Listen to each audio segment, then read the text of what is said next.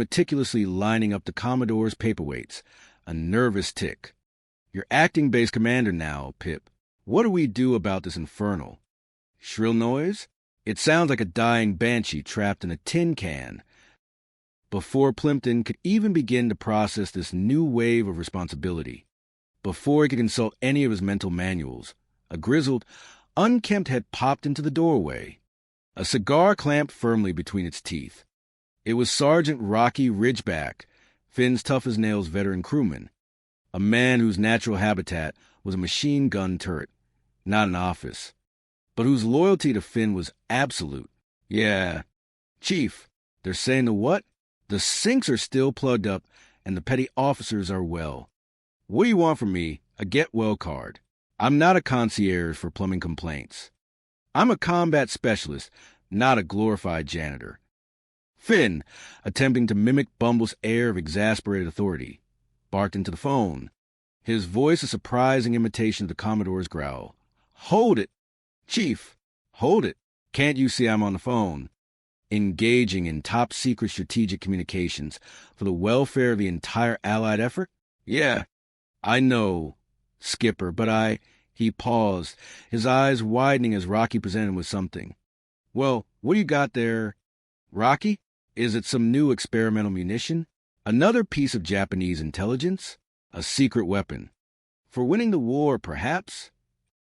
Rocky, oblivious to the high-stakes drama unfolding, and simply following the immediate chain of command, held up a collection of elasticated, lace-trimmed items, dangling them by a single delicate thread. "Well, it looks like a bunch of slingshots to me, Skipper, or maybe some highly unusual fishing gear for tiny, acrobatic fish.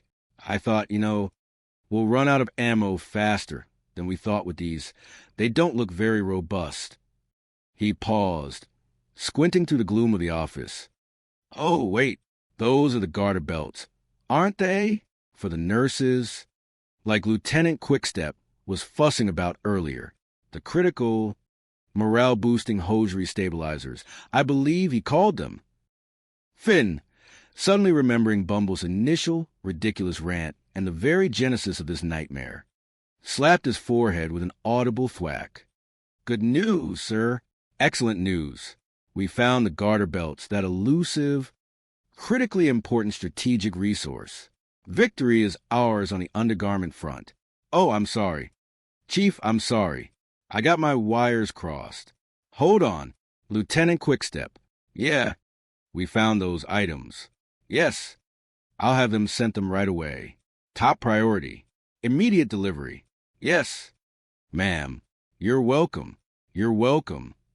He handed the phone back to Rocky, whose expression remained impassive, betraying nothing. "Chippy, Chuckles, get those to the nurses' quarters right away.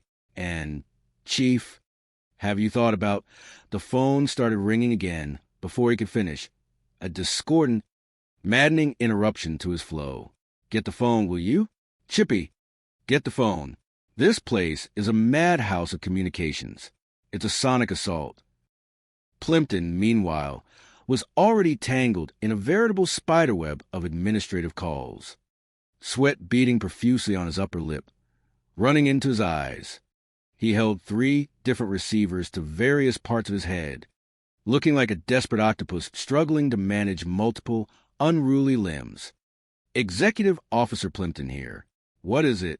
What is the nature of this unprecedented emergency? Right? That's right. I authorize building permits for the CBs of the Coconut Busters and their new mess. Hall, a bastion of culinary excellence for our brave construction battalion, a strategic asset." "Sir, right, it is." "Oh, Skipper." Plimpton's voice climbed an octave in alarm, bordering on a squeal. "Did you know their new mess hall was in the middle of the rifle range? Directly in the path of live fire, sir.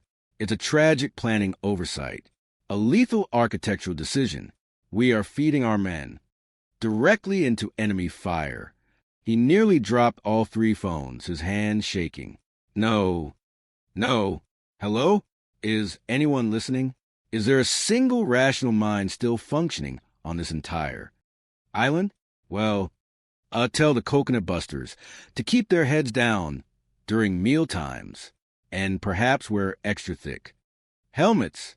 I'll watch the problems here myself. I'll oversee the intricate, deadly dance of eating and projectile trajectory. Finn, simultaneously attempting to juggle another phone, spoke into it. McGinty here? Yes. This is Commander McGinty, newly minted acting base commander of this illustrious, if slightly dilapidated, installation. What? On the radar, you say? A blip? A mysterious, pulsating blip? Well, track it, man. Track it with all the skill you possess, with every last ounce of your training, and give me a positive identification. Is it NIP? Is it Allied? Is it a particularly large seagull with an unusual radar signature? Give me specifics. Man, I need actionable intelligence, not vague pronouncements.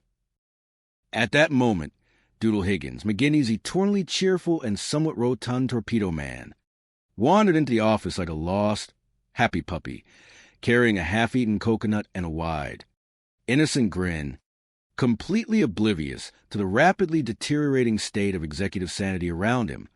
Hi, Skipper. I just want to congratulate you on your new job. You look very commando. Sir, very in command. Very serious. Finn, struggling with a phone receiver jammed precariously between his ear and shoulder, snapped. And will you keep it down, Doodle? Your exuberant joviality is quite distracting. You know, it interferes with strategic thought. Can't you see we're trying to conduct important business here? Matters of life. Death, garter belts, and plumbing permits. Yes, Lieutenant. Affirmative. Yeah. Your garter belts are on the way. Top quality lace. I assure you, a truly morale-boosting acquisition. What's next on this ever-growing list of urgent demands? Doodle, completely unfazed by Finn's irritation, his cheerful demeanor uncrushable, plowed on, speaking loudly. Skipper, the boys, those paragons of initiative, we're not willing to ask your permission to throw a little shindig tonight, a celebration of base. Morale, a demonstration of our unconquerable spirit. We were thinking it could be for charity, or just for the sheer heck of it, sir, to blow off some steam. Great.